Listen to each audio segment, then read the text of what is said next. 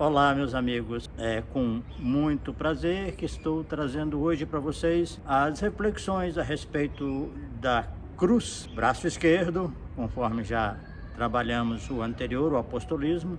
Agora vamos para a segunda parte desse braço esquerdo, porque ele é muito grande. Mas o que eu quero mostrar hoje para vocês são as minhas anotações a respeito do protestantismo, dando sequência aqui àquilo que nós vimos sobre a Igreja Católica. O protestantismo começa no ano de 1517 com Martinho Lutero na Alemanha. É muito conhecida essa história porque ele se indignou com a venda de indulgências, que na verdade era um comércio para diminuir a duração das penas de quem estivesse no purgatório.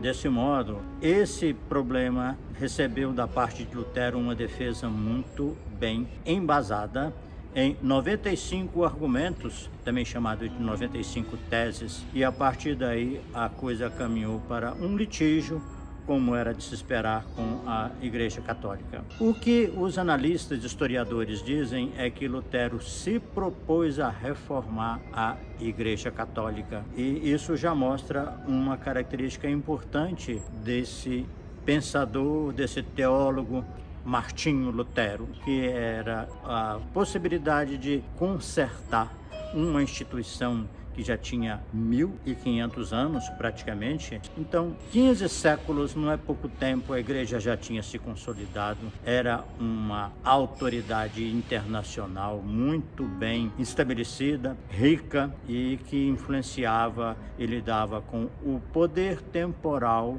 de uma maneira muito clara. O que se viu então foi uma reação e uma condenação dessa proposta de Lutero. Acabou sendo um dos desencadeantes da guerra entre os nobres e os camponeses, porque os camponeses já estavam exaustos de tanto tributo, de tantos impostos, e os nobres recebiam e tinham que repassar um tanto para a Igreja Católica e para o governo local, então ficava uma sobrecarga, e eles acharam que a atitude de Lutero nessa crítica construtiva para com a igreja era uma base teórica para eles também levarem adiante as suas reivindicações. Lutero, em princípio, foi a favor deles, mas depois mudou de opinião em função da sua crença de que as classes sociais são estabelecidas por Deus e elas precisavam ser preservadas. Essa guerra não foi simples, porque morreram, estima-se, 100 mil pessoas, e isso provocou uma catástrofe social.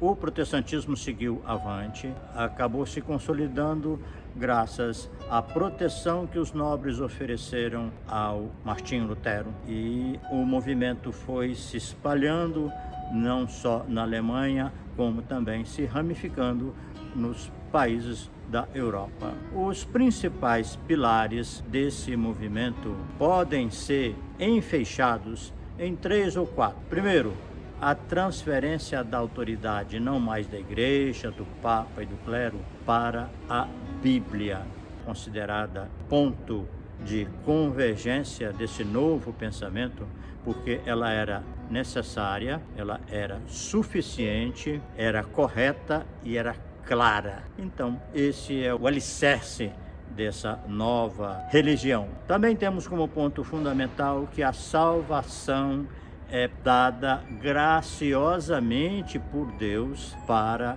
qualquer indivíduo que tenha fé.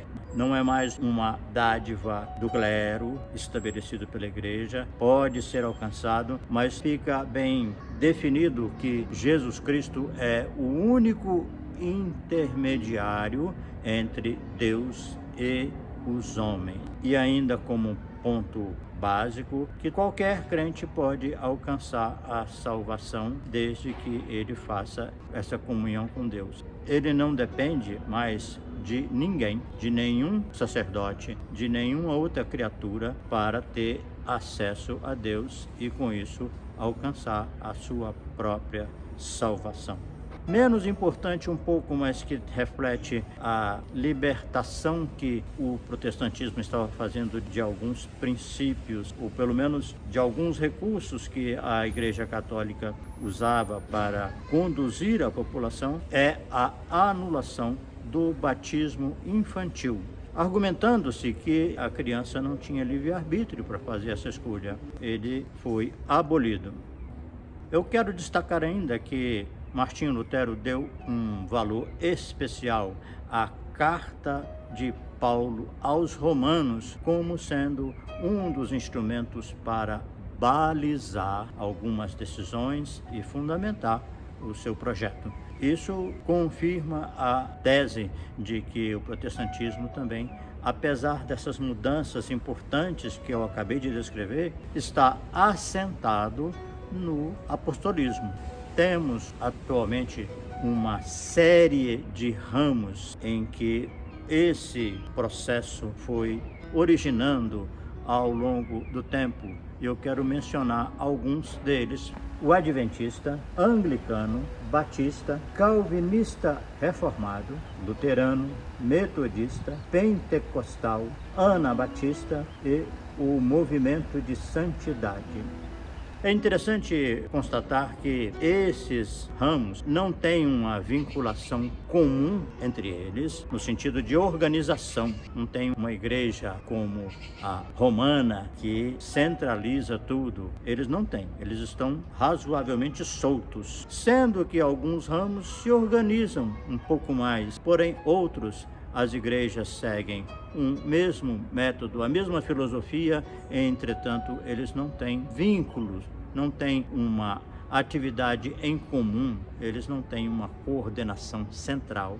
Podemos concluir, então, que a proposta da reforma que gerou o protestantismo fez mudança significativa no método de trabalho da Igreja Católica. E é muito chamativo que o sacerdote passou a ter muito mais flexibilidade de trabalho, ele ficou liberado de vestimentas especiais, de teatralização para a realização das cerimônias e dos sacramentos. Ele ficou muito mais humano e, ao mesmo tempo, ele ficou livre para constituir família. O celibato foi abolido também e delegou muito mais poder para a criatura, para que ela busque a sua salvação independente do sacerdote, do pastor, desde que ele se aproprie da fé que é possível a salvação numa relação direta com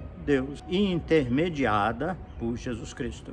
Como limitações, nós podemos dizer que persistiram, primeiro, a necessidade de um espaço no mundo, uma igreja, e isso é uma limitação importante porque a igreja gera despesas para sustentar o pastor e demais funcionários porventura existentes na igreja. Vale a pena lembrar que o fato de apoiar-se basicamente na Bíblia trouxe uma oportunidade de utilizar-se do dízimo para sustentar as despesas e ampliar. Como não tem um controle central, algumas igrejas se tornaram muito prósperas, muito ricas e construíram sedes, monumentos muito caros que algumas igrejas, especialmente no século XX, transformaram em um grande talismã que lhes proporcionou a obtenção de uma renda muito grande. Por outro lado, uma limitação importante do protestantismo continuou sendo o foco em Jesus Cristo, que é o único intermediário entre Deus e os homens. Portanto, continuamos centrados e limitados à figura dele, não trazendo isso para a criatura, para o discípulo. Importa recordar que essa tentativa de uma reforma parece que não levou em conta a orientação de Jesus, que não se coloca remendo de pano novo em vestido velho, porque a rotura faz um estrago maior do que aquilo que se propõe a consertar. A crítica de muita gente é que esse sistema que surgiu com o protestantismo ficou mais ou menos no mesmo patamar da Igreja Católica, só trazendo mudanças benéficas para os pastores que passaram a usufruir de mais liberdade, mais autonomia, e não só na questão religiosa, como também na sua vida afetiva, através da constituição de família. Mas eu acredito, particularmente, que alguns trabalhos que foram desenvolvidos depois têm um outro clima em que as pessoas vivenciam o Evangelho com mais espontaneidade e, consequentemente, de uma forma simples e com muita fé. Nós vamos continuar então no próximo vídeo com a análise do Espiritismo, ainda na vertente esquerda, e aguardar que mais adiante desdobraremos o assunto de como Jesus pode ser tirado desse papel de intermediário sem perder a sua excelsitude. Muito obrigado, um abraço, até breve, se Deus quiser.